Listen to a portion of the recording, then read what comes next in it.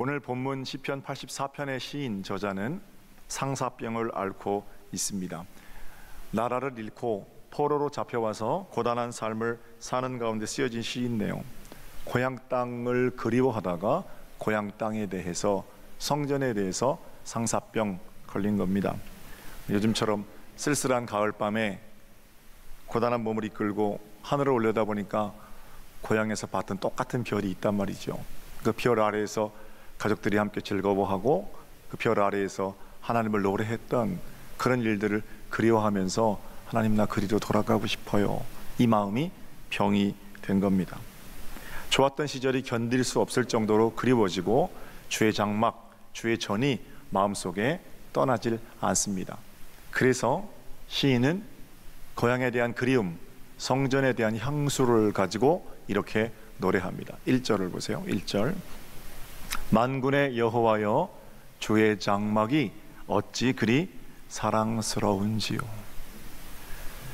고향에서 성전에 올라가서 습관적으로 예배할 때는 잘 몰랐는데 주의 장막으로 오를 길이 없으니까, 가뜩이나 포로로 잡혀와 있으니까 고향 땅이 더욱 그리워지는 겁니다. 여러분과 저도 똑같습니다. 건강할 때는 매주일 예배하는 일이 얼마나 귀한 일인지 잘 몰랐는데 내 힘으로 예배당에 나올 수 없으니까 더욱 사무치는 그리움으로 교회를 생각하거든요. 사랑하는 성도 여러분, 오늘 이 아침 우리가 여기서 함께 모여 예배하게 된 것이 하나님의 은혜요, 기적인 줄로 믿습니다. 하나님께서 마지막 한 걸음까지 인도하셨기 때문에 우리가 여기 서고 앉아서 하나님을 예배할 수 있습니다. 집에서부터 교회까지가 만약에 100걸음이라고 생각해 보세요. 그건 훨씬 그것보단 더 되겠습니다만 100걸음이라면 100걸음 전부 하나님의 인도하심입니다. 만약에 하나님께서 99걸음만 인도하셨다면 우리는 예배당 문 밖 한 걸음 밖에서 예배해야 할 겁니다. 그런 차원에서 여러분과 저의 삶은, 또는 우리의 예배는, 아니 우리의 모든 것은 전적으로 하나님의 인도하심의 결과입니다. 하나님은 본문 1절을 통해서 우리에게 이렇게 물으십니다. 만군의 여호와여, 주의 장막이 어찌 그리 사랑스러운지요. 그리운 마음으로 성전을 노래하는 시인의 시를 통해서 나는 하나님 앞에서 예배할 수 있는 지금 주의 장막을 얼마나 사모하고 있는가. 우리 서정교회, 나는 얼마나 사랑하고 사모하고 있는가. 목회가 제가 이제 올해 21년째 되는데, 횟수로는 21년째지만 20년 정도 목회했습니다. 목회 초년에는 교회에 대해서 바른 소리 하는 사람들이 교회를 사랑하는 사람이라고 생각했었습니다. 그러나 지금은 아닙니다. 물론 바른 소리 하는 사람도 필요합니다. 지도자는 그 바른 소리를 들을 수 있는 넉넉한 귀를 가진 사람이어야 하는 것도 잘 알고 있습니다. 그런데 바른 소리에는 진짜와 가짜가 섞여 있습니다. 가령 교회는 건물이 아니다, 유행처럼 하시는 말씀들이죠. 교회는 건물이 아니라 사람이다. 바른 소리입니다. 100번 옳은 얘기고, 저도 이제 새가족 말씀학교에서 지난주에 교회에 대해서 공부했는데 1시간 동안 그 얘기 가지고 설교합니다. 교회는 건물이 아니라 사람입니다. 교회는 제도가 아니라 사람입니다. 그게 제가 가르치는 내용이기도 합니다. 당연하죠. 그러니까 교회가 좋다라는 거는 건물이 튼튼하다 이게 아니고 사람들이 참 좋다는 거고요. 교회가 썩었다 이런 말은 건물이 부실하다는 게 아니고 사람들이 부패했다라는 거예요. 목사가, 장로가 부패했다, 성도들이 부패했다, 그걸 교회가 썩었다고 말하죠. 그런 차원에서 교회는 사람 맞습니다. 그러나 이 말은 주님의 몸된 교회된 저와 여러분이 우리 자신을 성찰하며 하나님께 드리는 고백일 때 의미가 있는 일갈입니다. 이 말을 교회를 소중하게 생각하지 않는 사람들이라든지 교회와 아무런 상관이 없는 사람이라든지 또는 어떤 목적을 가지고 교회를 무너뜨리려는 사람들이 사용하면 이 말은 참이 아닙니다. 그 말 때문에 교회는 건물이 아니다, 그 말 때문에 교회를 사랑하는, 예배당을 사모하는 사람들, 하나님과 그 사람들 사이에 틈을 만들기 때문입니다. 예배당 자체가 교회가 아닌 것은 잘 알고 있습니다. 그러나 예배당도 거룩한 모임, 하나님을 예배하는 자리로서, 내용을 담는 그릇으로서 매우 중요합니다. 보이는 예배당을 소중하게 생각하지 않는데 보이지 않는 주님의 교회를 사랑할 길은 없어요. 지금 우리가 사용하고 있는 예배당은 지난 2002년도에 하나님께 드려진 예배당입니다. 성도들의 땀과 눈물과 피와 헌신이 여기 들어 있습니다. 벽돌 하나하나에 그분들의 기도가 들어있고, 그분들의 희생이 페인트로 칠해졌고, 그분들의 눈물이 여기 기초로 놓여졌습니다. 그냥 벽돌이 아니에요. 이거 알고 있는 사람들은 벽돌 하나도 소중하게 생각합니다. 저는 서정교회 담임 목사로서 이 교회를 거룩하게 지켜야 할 책임이 있고, 교회 건물도 예배하는 처소로 잘 유지되도록 만들어가고 빚어가야 할 책임이 있습니다. 마땅히 받아야 할 비판은 얼마든지 받을 수 있지만, 교회와 아무 상관없는 사람들이 예배당을 모욕하는 것은 참을 수가 없습니다. 그냥 건물이 아니라 우리 신앙 선배들의 눈물의 결정체이기 때문에 그렇습니다. 거듭 말씀드립니다만, 물론 저는 잘 알고 있는 거 있습니다. 건물 자체가 아니라 이 건물 안에 계신 임마누엘 하나님, 그분이 교회의 주인이십니다. 그러나 기독교 역사 속에서 모든 상징들은, 또는 눈에 보여지는 모든 성물들은 어떤 영원한 것과 우리를 연결시키는 도구로서 매우 중요합니다. 상징이나 성물들은 하찮게 취급되는 게 아니에요. 교회를 보고, 예배당을 보고, 십자가를 보고, 또는 여러 가지 성물들을 보고 우리가 하나님을 리콜, 하나님을 회상하고 또는 반추하고 그렇게 할 수 있다면 그 성물 자체가 소중하게 다뤄져야 한다라는 겁니다.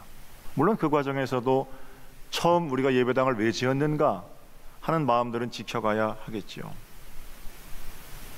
그런 가운데 말할 수 없는 사모함으로 교회는 건물은 아니잖아요, 이렇게 말해야 한다는 겁니다. 여기 담겨있는 땀과 피와 눈물은 생각하지 않고 아무리 바른 말을 읊어대도 반드시 그 속내는 드러나게 될 것이고 만인 앞에 부끄러움을 당하게 될 겁니다. 이해가 안 되는 사람들이 있는데, 예배당 팔아서 가난한 사람들에게 나눠줍시다 라고 말하는 사람들입니다.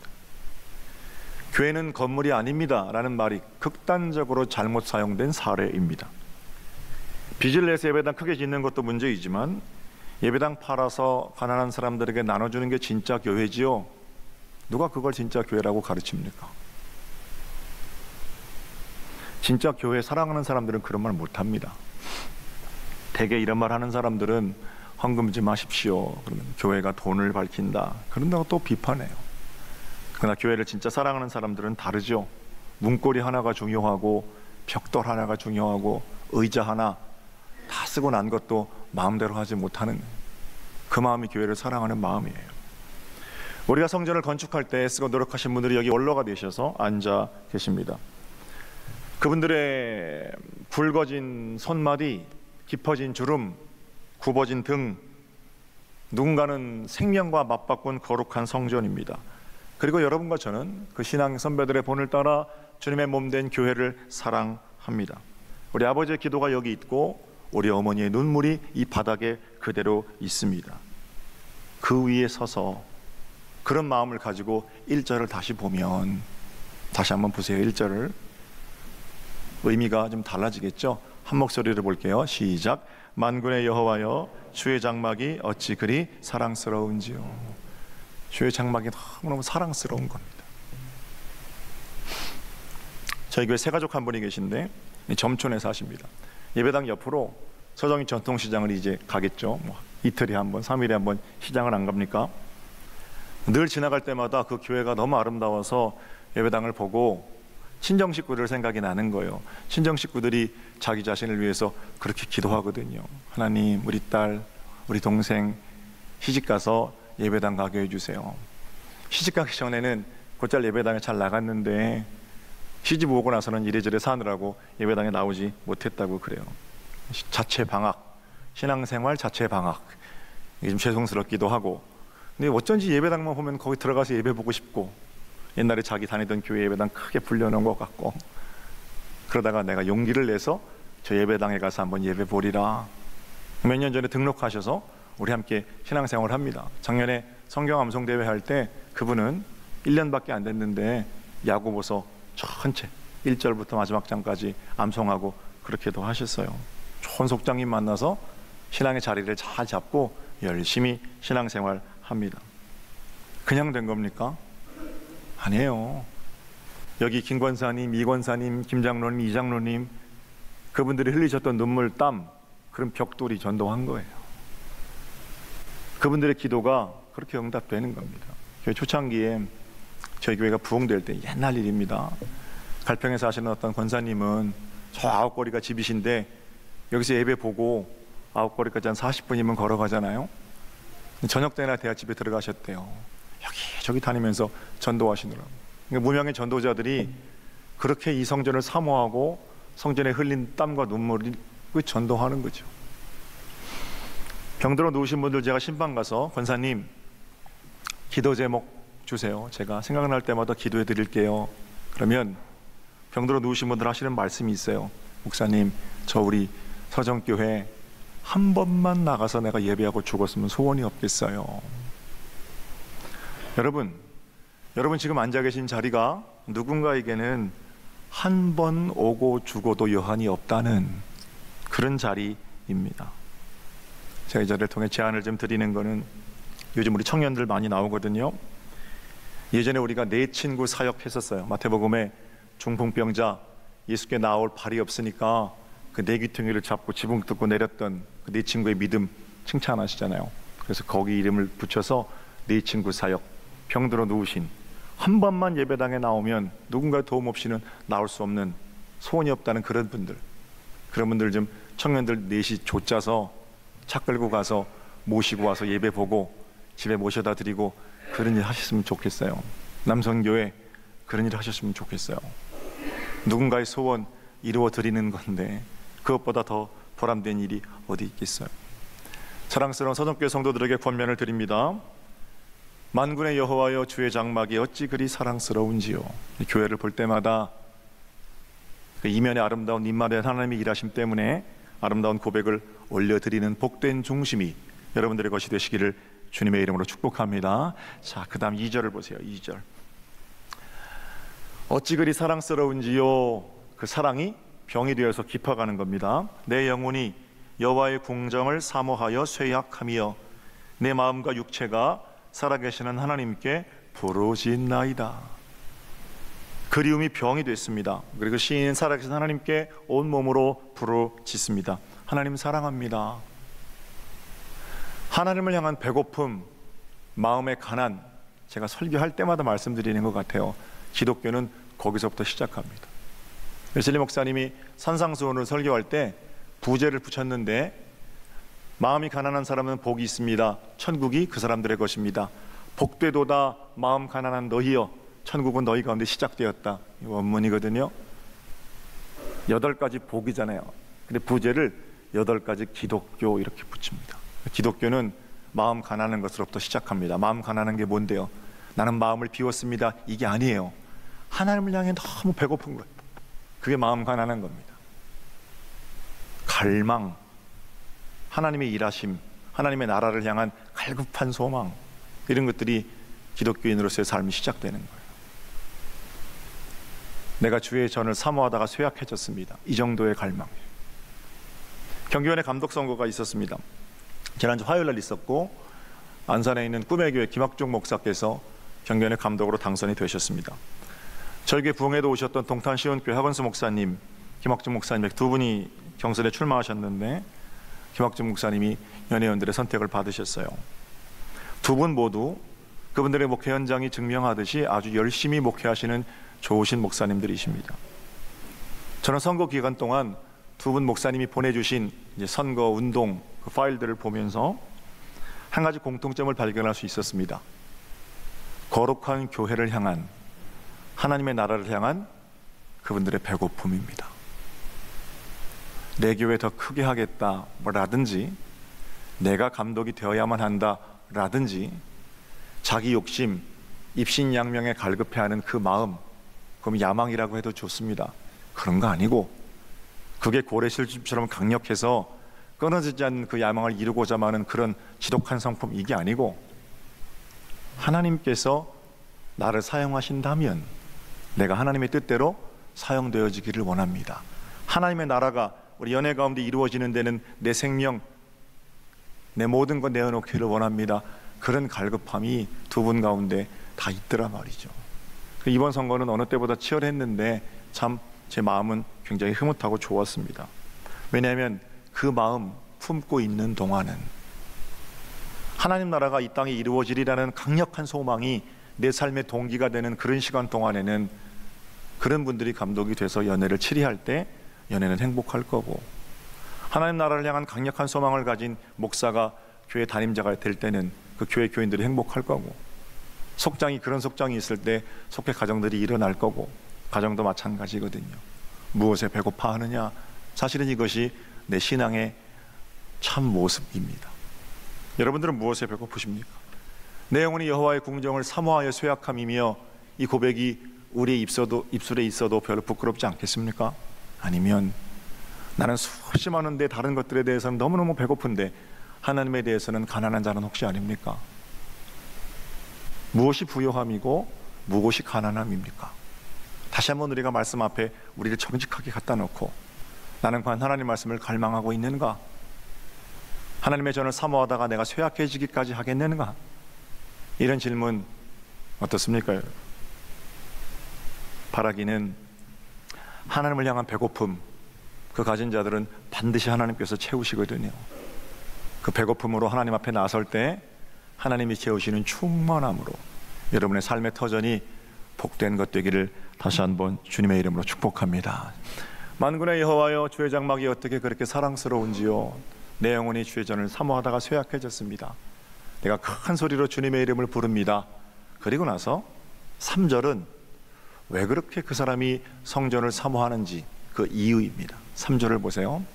나의 왕, 나의 하나님, 만군의 여호와여, 주의 제단에서 참새도 제 집을 얻고 새끼들 보금자리를 얻었나이다. 주님, 내가 주님의 전을 너무 그리워하는데 그 이유는 참새도 자기 집을 얻었고 제비도 보금자리를 얻은 그런 자리이기 때문입니다. 이게 무슨 말일까요? 참새가 자기 집을 얻었다는 것은, 성경에서 참새는 보잘것없는 것을 나타낼 때 사용되는 그런 새가 참새예요. 누가복음에 친절하게 참새 가격도 나와 있습니다. 참새 2마리가 한 아사리온에 팔립니다. 근데 잘 계산해 보세요. 한 아사리온에 2마리인데요, 2아사리온에는 5마리랍니다. 원래 2아사리온에 얼마여야 되는 거예요? 4마리여야 되잖아요. 왜 5마리냐면 한 마리는 더 물어준다는 거예요. 그만큼 값어치가 없는 것. 그러니까 누가복음에서도 참새 2마리가 한 아사리온에 팔리는 것을 너희가 알지 못하느냐, 이렇게 보잘것없는 참새도 하나님 살피시는데 하물며 너희일까 보냐 믿음이, 이런 얘기 하시거든요. 그러니까 참새는 보잘것없는 거예요. 그러니까 시인도 지금, 주님, 내가 성전을 너무너무 사모합니다. 성전을 그리워하다가 병이 났어요. 왜? 참새도 보잘것없는 나도 자기 집을 얻었다. 이거 뭐예요? 존귀한 자라는 사실을 어디서? 성전에서 깨달았기 때문입니다. 찌그러진 깡통 같은 우리 인생이 예수 그리스도 자신의 아들을 내어주시면서 건질 만한 가치가 있는 복되고 귀한 생명이라는 것을 성전에서 깨닫게 된 겁니다. 나는 성전에서 비로소 하나님의 존귀한 자녀가 되었습니다. 이런 고백이에요. 한번 따라해 볼까요? 나는 성전에서 비로소 하나님의 존귀한 자녀가 되었습니다. 그러니까 너무 성전에 가고 싶은 거예요. 보잘것없는 것, 존귀한 자로 인정해 주시는 하나님의 은혜가 우리 가운데 흘러 넘치기를 바랍니다. 두 번째는 제비가 새끼 둘 보금자리를 얻었다 그러죠. 제가 한참 동안 이 말씀을 묵상할 기회가 있었는데, 여름이 되면 제비들이요, 저희 교회 그 현관 거기다가 꼭 제비집을 짓습니다. 올해도 그렇게 졌어요. 2채를 졌더라고요. 제비집을 한 채, 2채 하는지는 모르겠지만 그것도 집이니까 한 채, 2채. 새끼들이 그 안에 있고요, 제비가 연실 뭘 몰아다 주면서 쫑알쫑알 거립니다. 여름 내내. 가끔은 그 제비가 문 열어놓으면 현관에 들어오기도 하고 그래요. 그런데 올해도 어김없이 찬바람 불기 시작하니까 그 제비가 어디 갔는지 사라졌어요.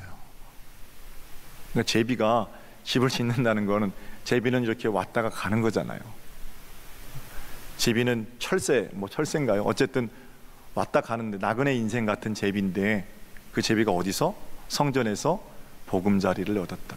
우리의 인생이 그저 눈 깜빡하면 금방 지나가지 않습니까? 나그네 인생, 속절없이 지나가는 그 인생이 비로소 주의 성전에서 보금자리, 안식처를 얻었습니다.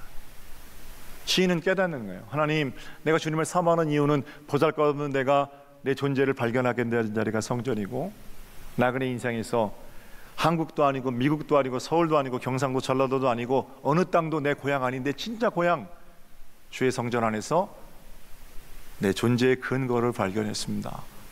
그런 곳이기 때문에 내가 주님을, 성전을 너무 사모합니다. 이렇게 노래하는 거죠. 자, 그 마음 가지고 다시 한번 3절과 4절을 읽어볼게요. 우리 다 같이 한 목소리로 읽습니다. 3절과 4절 띄워주세요. 갑니다. 시작. 나의 왕, 나의 하나님, 만군의 여호와여, 주의 제단에서 참새도 제 집을 얻고 제비도 새끼들 보금자리를 얻었나이다. 4절입니다. 시작. 주의 집에 사는 자들은 복이 있나니 그들이 항상 주를 찬송하리이다. 할렐루야. 주의 집에 사는 자들은 복이 있습니다. 그래서 우리가 항상 주님을 찬송합니다. 이 아름다운 고백이 여러분들의 것입니다. 설교 서두에 제가 상사병 얘기를 드렸어요. 여러분은 얼마나 하나님의 전을 사모하시는지요. 상사병이란 말은 서로 생각할 서로 생각하고 서로 사랑하는 병이라고 말씀드렸습니다. 먼저 그럼 하나님과 우리 관계를 좀 생각해 볼까요? 하나님이 우리를 사랑하시는 사랑은 한 번도 흔들림이 없습니다. 아들 예수를 우리를 위해서 보내시기까지, 또는 죽이시기까지 우리를 사랑하십니다. 나의 사랑, 나의 어여쁜 자야, 일어나라, 함께 가자, 오늘도 말씀하시고 세상에 나 하나밖에 없는 것처럼 그렇게 나를 사랑하십니다. 그건 아주 분명하거든요. 변함없으신 사랑이에요. 근데 그 사랑이 왜 사랑되지 않으려면, 서로 사랑되려면 우리가 이제는 찬양으로 하나님을 향한 사랑을 고백해 드려야 할 때입니다. 상사병 복원하기 프로젝트, 이게 이번 주 우리 교인들에게 주는 미션입니다. 주님을 얼마나 사랑하는지, 하나님의 사랑 가운데 주님 사랑해요, 이 고백을 복원하는 겁니다. 상사병이 왜 사랑으로 그치지 않고 서로 사랑하는 좋은 어떤 그런 길들이 되겠죠. 두 번째는, 그렇게 하나님을 사랑한 자들이, 또는 하나님께 사랑을 받은 자들이 위로부터 주시는 하나님의 사랑을 가지고 어떻게 하는 거예요? 서로 사랑하는 겁니다. 서로 사랑이 상사잖아요. 새 계명을 너희에게 준다. 너희가 서로 사랑하라. 내가 너희를 사랑한 것 같이 너희도 서로 사랑하라. 너희가 서로 사랑하면 사랑하는 그 모습을 보고 너희가 내 제자인 줄을 세상이 알게 될 거다. 공연한 말씀 아니지요? 서로 사랑하는 그 사랑을 하나님을 향한 사랑으로 받겠다라고 말씀하십니다. 서로 사랑하는 것 역시 상사를 회복하는 것이겠죠. 그 일이 하나님께서 우리에게 교회를 주신 목적이고, 교회를 생각할 때 사랑이 풍성한, 눈에 넣어도 아프지 않은, 가슴에 품고 그리워하는 복된 제단의 회복이 되는 겁니다.